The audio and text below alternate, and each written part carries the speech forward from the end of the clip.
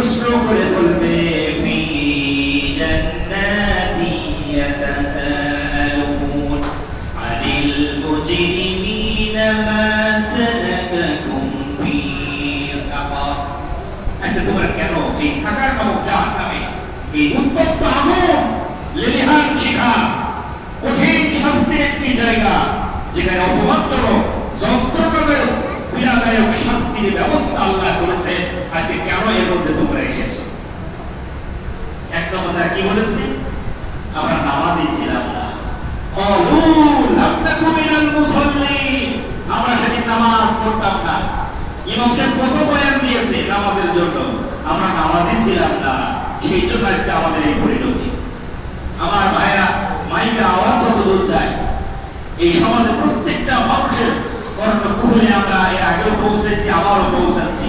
নামাজ প্রত্যেকটা মুসলিম নর এবং নারীর উপরে ফরজ, ঠিক কিনা? নামাজ পড়তে হবে আপনাকে। যদি আপনি গাদ্দারি করেন, যেটা হবে কোথায়? ওই যে সাকার অপেক্ষা করছে আপনার জন্য। আমি আপনাকে স্মরণ করিয়ে দিলাম। এরপরে জান্নাতীরা বলতেছে, বুঝলাম তুমি নামাজ পড়নি, এই জন্য আজকে তুমি জাহান্নামে এসেছো। আচ্ছা আর কি করনি বলো? তখন ওই জাহান্নামীরা বলবে, ওয়ালাম নাকুনু তুইমুল মিসকিন, ওয়ালাম নাকুনু তুইমুল মিসকিন। আমার সক্ষমতা ছিল, আমার অর্থ সম্পদ ছিল, সমাজে আমি একজন সম্পদশালী ব্যক্তি ছিলাম, কিন্তু মিসকিন যারা ছিল, অসহায় ব্যক্তিবর্গ যারা ছিল সমাজে, অসহায় ভাবে জীবন যাপন করত, তাদেরকে কখনো আমি খেতে দিইনি, তো কখনো তাদেরকে আমি খাওয়া দাওয়ার ব্যবস্থা আমি করিনি। আল্লাহ রাব্বুল আলামিন আরো বলছেন, হে নবী, যারা নাকি কিয়ামতের দিবসকে অস্বীকার করে, কিয়ামত দিবস বলতে মানতে চায় না, তারা এতিমদেরকেও কখনো মিসকিনদেরকেও খেতে দেবে না, ঠিক কিনা বলে? ঠিক কিনা বলে? তাহলে জাহান্নামে যাওয়ার 2 নম্বর সাকার নামক যে জাহান্নাম, একটা শাস্তির জায়গা, এই সাকার নামক জাহান্নাম, এই জায়গাতে যাওয়ার জন্য তাদের 2 নম্বর অপরাধ হচ্ছে তারা মিসকিনদেরকে খেতে দেয়নি, ঠিক কিনা? তারা মিসকিনদেরকে খেতে দেয়নি। আপনারা জানেন, সমাজে যেহেতু বসবাস করেন, যাদের অর্থ সম্পদ আছে, যদি কেউ কপাল জড়ো করে মিসকিনদেরকে দেখে, অনেক আছে না? কপাল জড়ো করা মানে কি? বিরক্তিবোধ করা। কপাল জড়ো করা মানে কি? কোন মিসকিন যদি আপনার কাছে যায় আর আপনি যদি কপাল জড়ো করেন, তাহলে তার মানে আপনি বিরক্তিবোধ করছেন, অথচ আল্লাহ সূরা দোহার ভিতরে বললেন, فأما اليتيم فلا تقهر وأما السائل فلا تنهر। এতিমদেরকে ধমক দিও না, ফকিরদেরকে ধমকের স্বরে কথা বলো না, ধামকি দিও না তাদেরকে। আমরা কি বলি? ফকিরকে কিছু মনেই করি না, এতিম মিসকিনদেরকে বলি না আমার কাছে মনে হয় খেলা পড়ে আসছে, অথচ আল্লাহ যে অধিকার আমার ভিতরে রেখে দিয়েছে এই কথা আমরা চিন্তা করি না, ঠিক কিনা? সম্মানিত উপস্থিতি, আমাদেরকে খেয়াল রাখতে হবে যে আল্লাহ আমার সম্পদ দিয়েছে, এই সম্পদ শেষ করতে আল্লাহর সময় লাগবে। হ্যাঁ, কত ক্ষমতাবান আল্লাহ দেখলো, এই জমিনে আসলো, কত ক্ষমতা, কত শক্তি, কত অর্থবিত্ত নিমিষের ভিতরে আল্লাহ সব শেষ করে দিয়েছে। আছে না নেই? আছে না নেই? কেউ ভাবেনি এত ক্ষমতা থাকা সত্ত্বেও এইভাবে পালিয়ে যেতে হবে। কেউ কি ভেবেছে নাকি? কথা বলে, কেউ ভাবেনি এত ক্ষমতা, মা আগনা আন্নি মালিয়া হালাকা আন্নি সুলতানিয়া। আল্লাহ কিয়ামতের ময়দানে জিজ্ঞাসা করবে, সূরা আহকাফ, আজকে কই তোমার সম্পদ, কই অর্থের বড়াই করতে আজকে কোথায় গেল সেসব? হালাকা আন্নি সুলতানিয়া, তোমার ক্ষমতা আজকে কোথায় গেল? কোথায় সে ক্ষমতা? থাকবে না, চিরস্থায়ী না। সম্মানিত উপস্থিতি, আল্লাহ পরীক্ষা করেন এগুলো দিয়ে, কাউকে দিয়ে পরীক্ষা করেন, আবার কাউকে না দিয়ে পরীক্ষা করেন, ঠিক কিনা? এই জন্য আপনি সম্পদ আছে দিতে পারেন, মিসকিনদেরকে আপনি খেতে দেন। অনেক আছে খেতে দেয়, আরেকজন নিষেধ করে কি খাবো, খাওয়া দরকার নেই, খাইতে দেওয়া এমন কাছে না নেই। এক লোকের মন আছে খাতি দেওয়ার, যে কিন্তু কিছু মিসকিনকে খাওয়া দাওয়া করাবে, 10 জন 20 জন মিসকিনকে খাওয়াবে। আরেকজন বলছে খাবো না, কি দরকার, খাওয়ানো দরকার নেই। তার মানে এই কথা কোরআনের কথা, এই কথা কোরআনের কথা। আল্লাহ বলছে ওয়ালা ইয়াহুদ্দু আলা তাআমিল মিসকিন, ওরা তো খেতে দেয় না, খেতে দেওয়ার ব্যবস্থাও করতে দেয় না, খেতে দেওয়ার ব্যবস্থাও করতে দেয় না। তার মানে এই যে ব্যবস্থা করছে না আর করতে দিচ্ছে না, উভয় কোথায় যাবে? ছাকা জাহান্নামে। আমি দুইটা কথা বলেছি, এক যারা নামাজ পড়বে না তারা কোথায় যাবে? কথা বলেন। হুজুর আমি নামাজ না পড়লে কি হবে, আমার ঈমান ঠিক আছে? ও হচ্ছে টাটকা শয়তান। ও কি শয়তান? টাটকা নির্ভেজাল শয়তান। যে নামাজ না পড়ে ঈমান ঠিক থাকে, ও হচ্ছে টাটকা শয়তান। সম্মানিত উপস্থিতি, এখন যদি বলে যে আমি নামাজ না পড়লে আমার ঈমান ঠিক আছে, একজন জিজ্ঞাসা করছে হুজুর আমি দান সদকা করি, যাকাত দিই, ফিতরা দিই, বস্ত্র দান করি, এই মানুষের চলাচলের জন্য বিজনেস কারবার, অনেক গাছ, টিউবওয়েল সব কিছু দান সদকা করি, তো সমস্যা আমি নামাজ পড়ি না, তাতে কি আমার কোনো সমস্যা হবে নাকি? তাহলে সেটা কি ঈমানের কোনো সমস্যা আছে নাকি? তাহলে নিয়ে আপনার তো ঈমানই নেই, আপনার কি নেই? ঈমানই নেই, তা নষ্ট হবে কি? তার মানে ঈমানের স্তম্ভ আছে না, কি খুঁটি আছে না? ইসলামের যে খুঁটি আছে, আপনার খুঁটি নেই, তা সাল টিকবে কি করে? আপনি যে সাল দিয়েছেন, রড, বালু, সিমেন্ট যা দিয়েছেন উপরে, এটা ধরে তো রাখতে হবে। সেই খুঁটি যদি না থাকে আপনার, নামাজ আছে একটা খুঁটি, ইসলামের একটা বড় খুঁটি নামাজ, আর সে নামাজই নেই, আপনার সাল টিকবে কি করে? সম্মানিত উপস্থিতি, তাহলে নামাজ বাদে থাকা যাবে? হ্যাঁ, ইসলামে আপনি প্রবেশ করেছেন একজন বেধর্মী, আপনি অমুসলিম, ইসলাম কবুল করেছেন জোহরের আগে। ইসলাম কবুল করার পরে প্রথম যে কাজটি হবে আপনার, যদি জোহরের রক্ত হয়ে যায়, জোহরের নামাজ পড়া, এটাই এক নম্বর কাজ আপনার। আপনি এতদিন অমুসলিম ছিলেন, আজকে ইসলাম কবুল করেছেন, এই নামাজের আগে এখন আপনার সর্বপ্রথম কাজ হবে জোহরের নামাজ আদায় করা, জুমার নামাজ আদায় করা, এটা হচ্ছে আপনার ফরজ। আর আপনি সমাজে মুসলিম সেজে বসে আছেন, এরা মুসলিম সেজে বসে থাকবে, অথচ কিয়ামতের ময়দানে ওই জান্নাতীরা তখন জিজ্ঞাসা করবে, জান্নাতীরা তখন জিজ্ঞাসা করবে মা সালাকাকুম ফি সাকার, আজকে কেন জাহান্নামে আসলে বলুন? আমরা তো একই সমাজে থাকতাম, তুমি অমুক অমুক অমুক, আমরা তো একই সমাজে থাকতাম, কেন আজকে আসলে? দেখ ভাই, বারবার বলতো নামাজের কথা ইমাম সাহেব, কিন্তু আমি নামাজ পড়ি।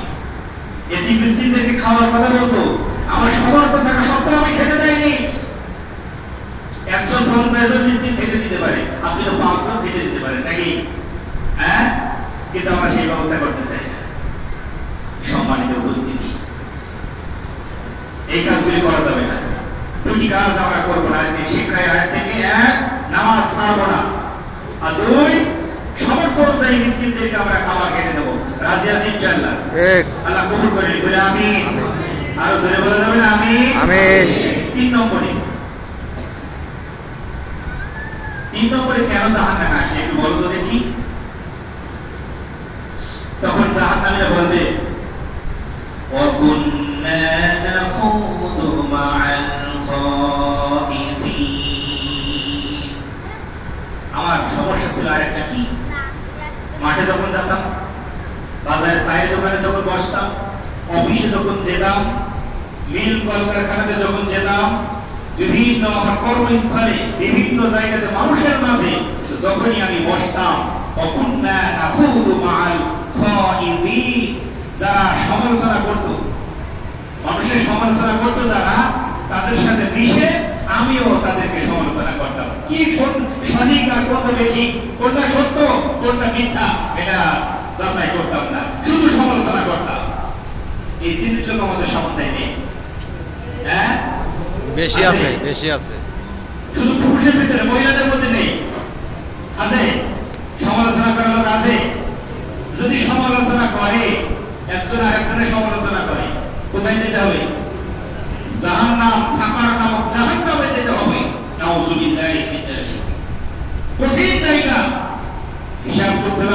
সমালোচনা করার আগে আপনি কার সমালোচনা করছেন?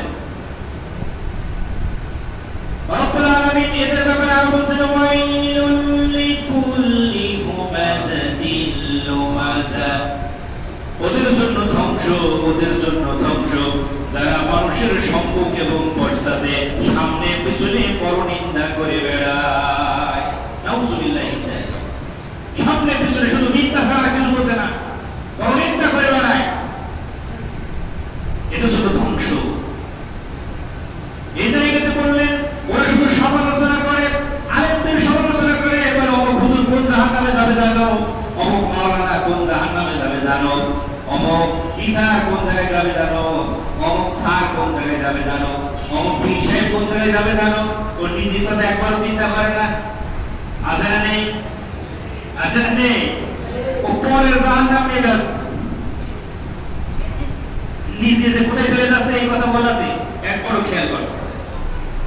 লোকের সমালোচনা করার কারণে ও যে নিজের স্থান সাকার নামক জাহান্নামে বানিয়ে নিচ্ছে এই কথা একবারও চিন্তা করছে না। এই কাজ করা যাবে? করা যাবে ভাই? না। হ্যাঁ, আমরা করি? কেউ আছে? কেউ ভিতরে আছে? আমরা দোকানে বসলি বা বিভিন্ন জায়গাতে বসলি আমরা সমালোচনা করি, কেউ আছে? যদি থাকে, যদি থাকে এই আয়াত থেকে আপনাকে এখনই শিক্ষা গ্রহণ করতে হবে, এখন থেকে বাতিল। আর করবো না, জীবনে যতদিন বেঁচে থাকি পরের সমালোচনা করবো না। রাজি আছি ইনশাআল্লাহ? আল্লাহ কবুল করে নিক আমাদেরকে, বলে আমিন। আমিন। সর্বশেষ 4 নম্বর যে পাপের জন্য ওরা আসামি হয়েছে জাহান্নামে, 4 নম্বর যে পাপটা ছিল ওয়া কুন্না নুকাযযিবু বিয়াউমিদ্দিন, ওয়া কুন্না নুকাযযিবু বিয়াউমিদ্দিন, ওরা সব মিথ্যা মনে করতো। মারা যাওয়ার পরে কবরে দিয়ে আসলাম আমরা, আজকে একটা লাল দিয়ে আসলাম নাকি, আজকে একটা কবরস্থান জন্য আমরা করে আসলাম। ওরা মানে কি, কবরে যাওয়ার পরে আমার কি হবে, কবরে কোনো শাস্তি নাই, নাউযুবিল্লাহ মিন যালিক। এরপরে আর কোনো বিচার টিচার হবে না, পরকাল বলতে কিছু নাই। এই শ্রেণীর লোক আছে না নেই? আছে না নেই? তারা আল্লাহ রাব্বুল আলামিন বলেন আরাআইতাল্লাযী ইউকাযযিবু বিদ্দীনি ফাযালিকাল্লাযী ইয়াদউল ইয়াতীম। আপনি কি তাদের দেখেছেন? হে নবী, আপনি কি তাদের দেখেছেন? তারা কারা? যারা পরকালকে অস্বীকার করে, পরকাল বলতে কিছু মানতে চায় না, কবর, হাসর, মিজান, সিরাত, জান্নাত, জাহান্নাম এগুলো মানতে চায় না। কারা? আপনি কি তাদের চেনেন? ওরা হচ্ছে তারা ফাযালিকাল্লাযী ইয়াদউল ইয়াতীম, যারা ইয়াতীম মিসকিনদেরকে গলা ধাক্কা দেয়, ধমকেশ্বরে কথা বলে, মিসকিনদেরকে খেতে দেয় না, তাদের খাওয়া দাওয়ার ব্যবস্থা করে না, লোক দেখানো নামাজ পড়ে, ওদের যদি কোনো জিনিসপাতি থাকে লোকে চাইতে আসলে সেটা ফেরত নিয়ে দেয়, তাদের দেয় না। এই শ্রেণীর লোক আছে না নেই? আছে না নেই? আপনার জিনিস আছে, একজন অসহায় ব্যক্তি তার ক্রয় করার ক্ষমতা নেই, আপনার কাছে চাইতে গেছে, আপনি বললেন না দেওয়া যাবে না। আপনি নামাজ পড়তে আসছেন, সমাজে আমি এখন নেতা, আমি যদি নামাজ না পড়ি কেমন দেখায়, যদি নেতা মানুষ আমি নামাজ না পড়লে কেমন দেখায়, এই জন্য আপনি নামাজে আসেন। বিআই নামাজ পড়ে, আপনি এই জন্য বিআইয়ের সাথে নামাজে আসছেন। এই শ্রেণীর লোক নেই আমাদের সামনে। সম্মানিত উপস্থিতি, তাহলে যারা এই কাজগুলো করে তারা পরকালকে বিশ্বাস করে না। وكنا نخوض مع الخائضين وكنا نكذب بيوم الدين حتى أتانا اليقين فما تنفعهم شفاعة الشافعين। ওরা সুপারিশ পাবে না, কিয়ামতের মাঠে কোনো সুপারিশ থাকবে না। আসুন এই আয়াত থেকে আমরা শিক্ষা গ্রহণ করি। আল্লাহ রাব্বুল আলামিন এখানে 4টে আসামির 4টা অপরাধের কথা এখানে বলেছেন। কয়টি অপরাধ? 4টে। সূরা মুদাসসির 40 নম্বর আয়াত থেকে এই কয়েকটা আয়াতের মধ্যে আল্লাহ 4টি অপরাধের কথা বলেছেন। জাহান্নামে সাকারে যারা যাবে, সাকার নামক জাহান্নামে যারা, এই শাস্তির জায়গায় যারা যাবে, তাদের 4টি অপরাধ। 1, ওরা নামাজ পড়েনি। 2, মিসকিনদেরকে খেতে দেওয়ার ব্যবস্থা করেনি। 3, ওরা সমালোচনা করত। 4, ওরা পরকালকে অস্বীকার করত। আল্লাহ তাআলা এই 4টি কাজ আমাদের ভিতরে আমলে পরিণত করার তৌফিক দান করুন। 2টা ছেড়ে দেব, 1 পরকালে বিশ্বাস করব, 2 করে আমরা বিশ্বাসের সাথে সাথে আমার পরনিন্দা, পরচর্চা, পরগীবত, এই পরের সমালোচনা এগুলো ছেড়ে দেবো। আবার 5 ওয়াক্ত নামাজ পড়বো, সমর্থ অনুযায়ী মিসকিনদেরকে খেতে দেবো। আল্লাহ আমাদেরকে কবুল করুন বলে আমিন। আর জোরে বলে আমিন। সম্মানিত উপস্থিতি, আমাদের কিছুদিন আগে আমাদের এই সমাজে আলাউদ্দিন